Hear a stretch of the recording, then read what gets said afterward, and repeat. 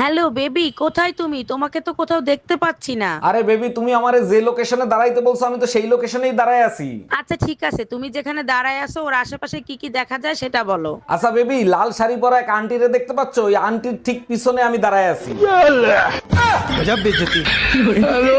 জানেন অরুণ ভাই, জীবনে বাবা মায়ের ভালোবাসা এতটাই পেয়েছি যেটা ভাষায় প্রকাশ করা সম্ভব না। আরে ভাবি, এটা সবার ক্ষেত্রেই হয়, কেউ বাবা মার ভালোবাসা বোঝে, কেউ বোঝে না। বাবা যখন মারতো মা তখন বলতো মেয়ে বড় হয়ে গেছে, মেয়ের গায়ে হাত তুলো না। আরে ভাবি, বাবা মায়ের হাতের মাইরটাও ভালোবাসার একটা অংশ। আর যখন মা মারতো তখন বাবা বলতো তুই বড় হবি কবে।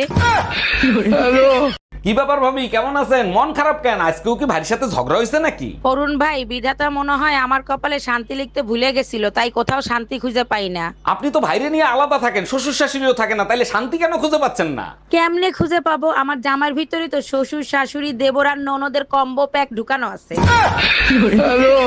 টুম্পা, এই গরমের ভিতরে এইখানে বসে রয়েছে কেন? চলো ছাদে যাই, ছাদে যাই ঠান্ডা হাওয়া খেয়ে আসি। তুমি যাও তো, আমাকে বিরক্ত করে না, একদম ভালো লাগতেছে না। আরে বাবা, তার জন্যই তো বলতেছি ছাদে চলো, ছাদে যাই ঠান্ডা হাওয়া খেয়ে আসি, ভালো লাগবে। এই মাত্র খেয়ে উঠছি, আমার পেটে এক ফোঁটা জায়গা নেই, তুমি যে খাও।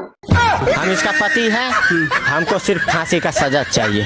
বাবা সায়ান, বলো তো 6 দুগুনি কত? 6 × 17। সাবাস, আমার বিশ্বাস বড় হয়ে তুমি ইঞ্জিনিয়ার হবে। অরুণ ভাই, আমার ছেলেরে আপনি সব কি পড়াচ্ছেন? ওর ভবিষ্যৎ তো অন্ধকার হয়ে যাবে। 6 দুগুণা তো 12 হয়, 17 হয় কিভাবে? আরে ভাবি, এর আগে তো 6 দুগুনি 40 বলতো, পিটাইতে পিটাইতে 6 দুগুনি 17তে আনছি। আমার বিশ্বাস এরপরে 6 দুগুনি 12ই বলবে। অরুণ ভাই, শুনলাম আপনি নাকি 2 বাচ্চাওয়ালা একটা বিধবা মহিলারে বিয়ে করছেন। ভাবি ঠিকই শুনছেন, বউ মারা যাওয়ার পর একা হয়ে গেছিলাম, তাই বিয়ে করছি। এ ঘরেও আমাদের 2টো বাচ্চা হয়েছে। বলেন কি অরুণ ভাই, আপনার তো আগেও 2টা বাচ্চা ছিল, এতগুলো বাচ্চা সামাল দেন কিভাবে? 1 মিনিট ভাবি, বউ ফোন দিছে। হ্যালো।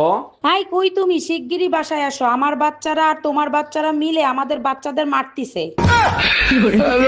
বাসায় কেউ আছেন? এই গরিব ভিখারিকে কিছু দান করেন। আপনি তো একজন সুস্থ মানুষ, আপনি খয়রাত করেন কেন? আর আপনাকে খয়রাত দিলে আমার কি লাভ হবে? আপনার জন্য অনেক দোয়া করব, আপনার অনেক ধন সম্পত্তি হবে, বাড়ি হবে, গাড়ি হবে। তাইলে এক কাজ করেন, এই দোয়াই আপনি আপনার নিজের জন্য করেন। এই বুকের ব্যথার জন্য ডাক্তার দেখাইছিলা? কি বলছে ডাক্তার? ডাক্তার বলছে বউয়ের কাছ থেকে অতিরিক্ত খুশির সংবাদ শোনার কারণে হাড়ে সমস্যা হয়েছে। বলো কি, তাই নাকি? আচ্ছা ঠিক আছে, আজকের পর থেকে তোমারে আর কোনো খুশির সংবাদ শোনাবো না। ডাক্তার এও বলছে আগামী 3 মাসের ভিতর কোনো খুশির সংবাদ শুনলে হার্ট অ্যাটাক করতে পারি। তাইলে একটা দুঃসংবাদ শোনো, আমার ভাইয়ের বিয়ে ঠিক হয়ে গেছে, 3 মাসের জন্য বাপের বাড়ি যাচ্ছি।